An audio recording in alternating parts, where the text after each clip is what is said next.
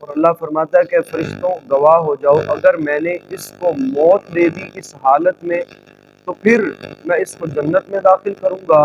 اور اگر میں نے اس کو صحت دی تو میں اس کو بہترین صحت عطا فرماؤں گا، یعنی جو اس کا گوشت ہے وہ پہلے سے بہتر ہوگا، اس کا خون پہلے سے زیادہ گردش کرے گا، اور اس کے جتنے بھی معاملات ہیں میں ان میں بہتری عطا فرماؤں گا۔ الحمد للہ رب العالمین والعاقبۃ للمتقین والصلاة والسلام علی سید الانبیاء والمرسلین وعلى آلہ واصحابہ اجمعین، اما بعد فاعوذ باللہ من الشیطان الرجیم، بسم اللہ الرحمن الرحیم، واللہ یحب الصابرین، صدق اللہ العظیم۔ ان اللہ وملائکتہ یصلون علی النبی یا ایہا الذین آمنوا صلوا علیہ وسلموا تسلیما۔ الصلاة والسلام علیکہ یا سیدی یا رسول اللہ وعلی آلک واصحابک یا سیدی یا حبیب اللہ۔ اللہ رب العزت کی حمد و ثنا مدنی کریم آقا صلی اللہ علیہ وآلہ وسلم کی بارگاہ میں ہدیہ درود و سلام پیش کرنے کے بعد، عزیز دوستوں، اللہ رب العزت نے قرآن مجید فرقان حمید میں ارشاد فرمایا، واللہ یحب الصابرین، فرمایا اللہ صبر کرنے والوں کو پسند کرتا ہے، پسند فرماتا ہے، محبت کرتا ہے صبر کرنے والوں سے۔ تو کئی مقامات پر اللہ رب العزت نے ہمیں صبر کرنے کی تلقین فرمائی۔ حضور صلی اللہ علیہ وآلہ وسلم کی احادیث مبارکہ سے بھی ہمیں یہی درس ملتا ہے اور سبق ملتا ہے کہ انسان جتنی بھی تکالیف میں ہو، پریشانی میں ہو، کوئی اچھے معاملے میں ہو، کوئی بھی وجہ ہو، انسان صبر سے کام لے تو اللہ رب العزت اس کو بہترین جزا عطا فرماتا ہے۔ فرمایا جو شخص یہ چاہتا ہے کہ وہ عذاب الہی سے چھوٹ جائے، ثواب و رحمت کو پالے اور جنتی ہو جائے، اسے چاہیے کہ وہ اپنے آپ کو دنیاوی خواہشات کے اور دنیا کے تمام مصائب پر صبر کرے، جیسا کہ فرمان الہی ہے، یا ایھا الذین آمنوا استعینوا بالصبر والصلاۃ ان اللہ مع الصابرین۔ فرمایا اے ایمان والوں، تم مجھ سے مدد طلب کرو صبر کے ساتھ اور نماز کے ساتھ۔ ان اللہ مع الصابرین، فرمایا بے شک اللہ صبر کرنے والوں کے ساتھ ہے۔ عزیز دوستوں، صبر کی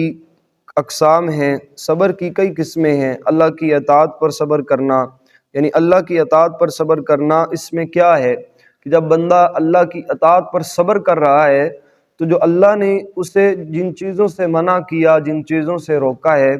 اس پر وہ رک جائے، یعنی حرام چیزیں، چوری کرنا، چغلی کرنا، حرام کھانا، ان سب چیزوں سے بندہ رک جائے تو یہ صبر ہے۔ اور پھر زنا سے رک جائے، اور ایسے جتنے بھی معاملات ہیں، نفس خواہشات سے رک جائے، ان چیزوں سے رکنے کا نام صبر ہے، اور بیماری کے اندر رک جائے۔ تو اللہ رب العزت کے پیارے نبی مدنی کریم آقا صلی اللہ علیہ وآلہ وسلم نے فرمایا کہ جو شخص عبادت الہی پر صبر کرتا ہے، یعنی اللہ رب العزت کی عبادت کرتا ہے تو اس پر صبر کرتا ہے،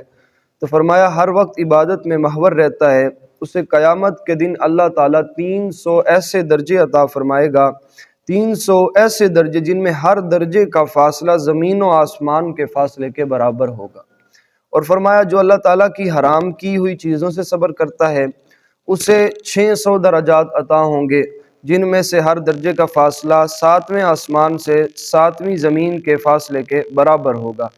جو مصائب پر صبر کرتا ہے اس کو 700 درجات عطا ہوں گے، اور ہر درجے کا فاصلہ تحت الثرى سے عرش معلیٰ کے برابر ہوگا۔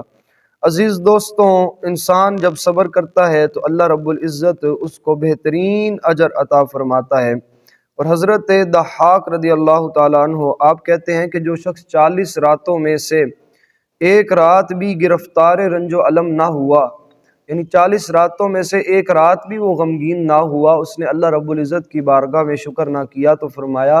اللہ اس کے ساتھ بھلائی کا معاملہ ختم کر دیتا ہے۔ اور فرمایا کہ جو مریض بندہ ہو اور وہ مومن ہو، تو حضرت معاذ بن جبل رضی اللہ تعالیٰ عنہ سے مروی ہے، آپ فرماتے ہیں جب بندہ مومن کسی بیماری میں مبتلا ہو جائے تو اس کے بائیں شانے والے فرشتے سے کہا جاتا ہے کہ اس کے گناہوں کو لکھنا بند کر دو، یعنی اس کے اب جو گناہ ہیں ان کو لکھنا بند کر دو جب مومن بندہ بیمار ہوتا ہے۔ اور جو دائیں شانے والا کندھا ہوتا ہے اور اس پر جو فرشتہ بیٹھا ہوتا ہے، یعنی دائیں شانے پہ جو فرشتہ بیٹھا ہے، اس کو کہا جاتا ہے کہ اس نے جو نیکیاں کی اس کی نیکیاں لکھ دی جائیں اور اس کے جو حصے میں نیکیاں ہی لکھ دی جائیں۔ آگے فرمایا کہ جو شخص بھی بندہ بیمار ہوتا ہے اللہ تعالیٰ کی طرف سے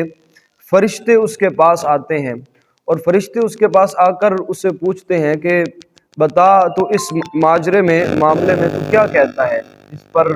وہ بندہ کہتا ہے کہ الحمدللہ۔ تو پھر فرشتے جب اللہ رب العزت کی بارگاہ میں جا کر اس کو اللہ رب العزت کو اس کے بارے میں بتلاتے ہیں، پھر اللہ رب العزت اس پر رحمتوں کا نزول فرما دیتا ہے اور اللہ فرماتا ہے کہ فرشتوں گواہ ہو جاؤ، اگر میں نے اس کو موت دے دی اس حالت میں تو پھر میں اس کو جنت میں داخل کروں گا،